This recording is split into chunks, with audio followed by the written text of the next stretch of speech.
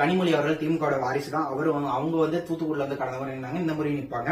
அதுக்கப்புறம் கார்த்திக் சிதம்பரத்தோட மகன் தான் கார்த்திக் சிதம்பரம். இவங்க சிவகங்கை மாவட்டத்துல கண்டிப்பா நிப்பாரு. அதுக்கப்புறம் ஆண்டிப்பட்டி ராஜா தன்னோட இருப்ப காட்டிக்கணும் அப்படின்றதுக்காக 2021லயே திரு எடப்பாடி பழனிசாமி, அன்னைக்கு இருந்த முதல்வரான எடப்பாடி பழனிசாமி அவருடைய தாயை தரக்குறைவா பேசினாரு தன்னோட இருப்ப உறுதி செய்யறதுக்காக. இன்னைக்கும் இருப்ப உறுதி செய்யறதுக்காக மறைந்த முன்னாள் முதல்வர் மக்கள் மனதில் இன்றும் ஆண்டு கொண்டிருக்கும் பொன்மலை செம்மலான புரட்சித் தலைவர் எம்ஜிஆர் திரும்ப தரைக்குறைவா பேசியிருக்காரு. தன்னோட இருப்ப அவங்க கட்சிக்காரங்களுக்கு காட்டணும், பாருங்க என்ன எதிர்த்து அதிமுகவே போராடுது அப்படின்னு காட்டுறதுன்னு ஒரே காரணத்துக்காக மறைந்த ஒரு தலைவரை பத்தி இன்னைக்கு தரகுறவா பேசியிருக்காரு ஆண்டிப்பட்டி ராஜா அவர்கள். நீலகிரியில போன முறை இந்த முறை அவருக்கு தான் தந்தாகணும்னு சொல்லி. அரக்கோணம்னு எடுத்தீங்கன்னா ஜெகத் ரட்சகன் சமீபத்துல இடி ரைட்லயே திமுக சிக்கி தவிக்குது.